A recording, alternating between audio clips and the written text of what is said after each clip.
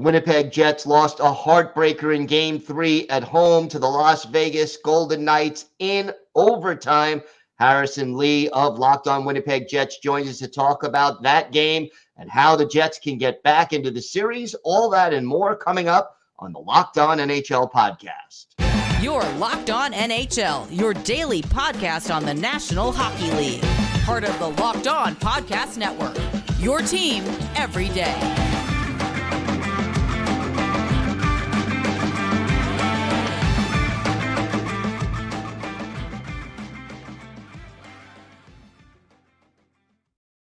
And welcome, everybody, to the Monday edition of the Locked On NHL Podcast, part of the Locked On Podcast Network, your team every day. Thank you for making Locked On NHL your first listen every day. Don't forget to subscribe to your podcatcher of choice or on YouTube to get the latest episodes as they drop. Today's episode is brought to you by Gametime. Download the Gametime app, create an account, and use code LOCKEDONNHL for $20 off your first purchase.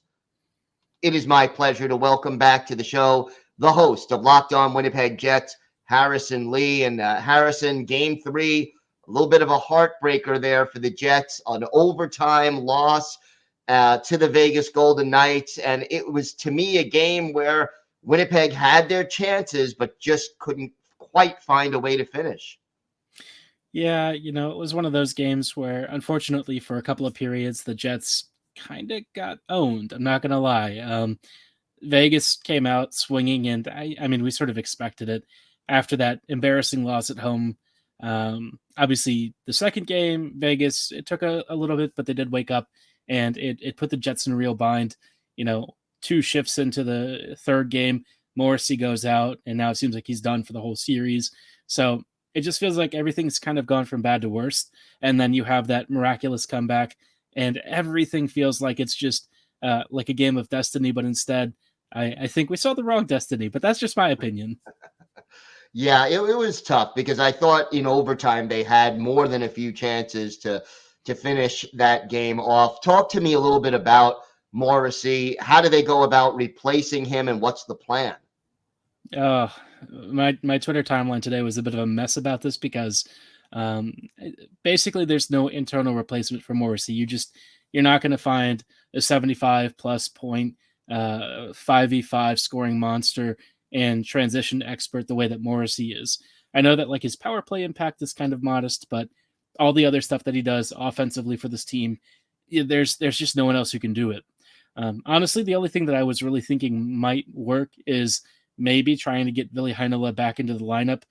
Everyone will say, well, he's not somebody that the coach trusts. And, we've got guys internally. And I'm thinking if the coach trusted those guys, they'd be starting as well. I think the reality is if you're worried about him getting caved at even strength, yeah, it's probably going to happen. But also, like every other defender the Jets put in are also going to get caved. I think the main thing is, can you find somebody who can move the puck and offer some more offensive skill? Because as it is right now, the Jets just, there's no one. So you got to make the best of a crappy situation. I don't think anyone expected this to happen, but it's just another name to add to a growing list of rather significant injuries. The team did make that big comeback in the third period. They scored 3 goals, tied it up in the last minute. What does that say about this team? I think for the Jets, they certainly aren't going to go down without a fight. I think that is one thing that Bones has really tried to instill this year is a stronger mentality.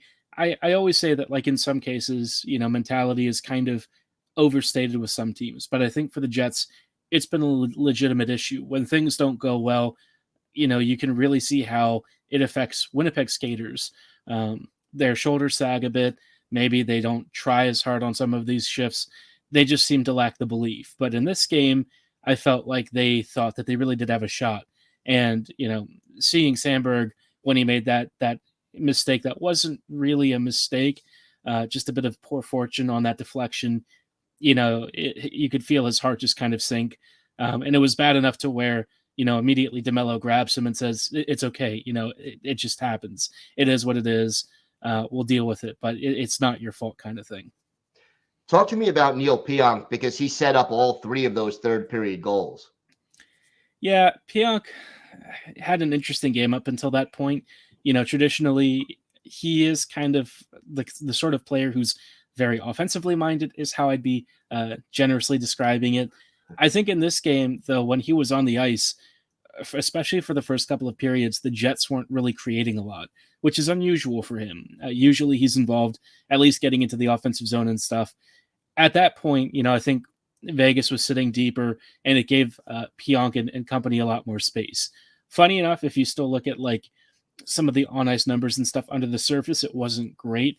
I think he definitely had a much stronger third period, and certainly getting a couple of nice assists and being part of like the point shooting and stuff that was very helpful, especially a couple of nice deflections. But with him, it's always a challenge because he kind of has to score to really bring value. If he's not scoring or directly, creating passes that lead right to goals, maybe a couple of passes before, it's limiting, the rest of his value, because unfortunately defensively, he had a couple of really bad instances in this game, one of which was a goal again. So, you sort of get a bit of give and take with him. But at least in the third period, he was able to kind of help rally the troops and get back on track, because he had to play a lot of minutes. I think at the end of it, he had something close to 40 minutes, which is a lot more than you'd really want him to be logging. No doubt about that. And double overtime games will do that to you. But what is the key to getting back even? You have one more home game coming up. What's the key to getting back even and then possibly pulling off the upset in this series? I think Hellebuck is probably the key here. He's not been bad by any stretch of the imagination, but I think in this series, he hasn't been as good as we usually expect. A couple of really big saves, but a couple of the shots that beat him, a couple of the rebounds that he surrendered, I think he wouldn't be happy with those.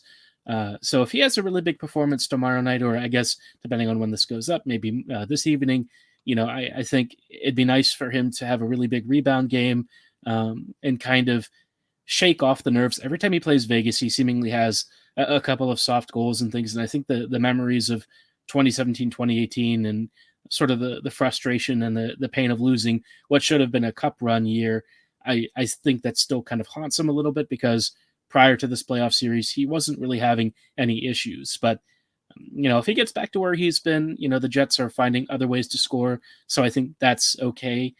Certainly for the defense, they're going to have to work overtime in this next one. Hopefully not double overtime, but certainly putting in a few extra shifts in Morrissey's absence. Sandberg really needs to kind of recover. I think it's a lot to ask of him, after that horrifying moment. But, there's just stuff just is going to happen on the ice.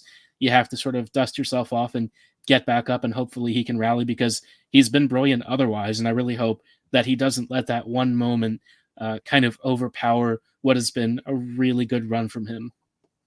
Yeah, well, hopefully he can do that, and we'll see how the Jets bounce back after a very heartbreaking and hard-fought Game 3 in Winnipeg. Harrison, why don't you tell our viewers and our listeners where they could find the podcast and where they could find you on social media? We are available on Twitter at HLLivingLoco and at LO_Winnipeg Jets. You can follow the podcast on all of your favorite podcasting platforms, same ones as Locked On NHL, and YouTube for those of you who enjoy a little bit of video content. All right. Harrison, always a pleasure. Thanks so much for joining us today. Thanks for having me on. Today's episode is brought to you by Gametime. Buying tickets to your favorite events shouldn't be stressful. Gametime is the fast and easy way to buy tickets for all sports, music, comedy, and theater near you, with killer deals on last-minute tickets and their best price guarantee. You could stop stressing over the tickets and start getting hyped for the fun you have. Forget planning months in advance. Gametime has deals on tickets right up to the day of the event. Get exclusive flash deals on tickets for football, basketball, baseball, concerts, comedy, theater, and more. The Gametime guarantee means you'll always get the best price. If you find tickets in the same section and row for less, Gametime will credit you with 110% of the difference. Download the Gametime app, create an account, and use the code LOCKEDONNHL for $20 off your first purchase. Terms apply. Again, create an account and redeem code LOCKEDONNHL for $20 off. Download Gametime today. Last minute tickets, lowest price guaranteed.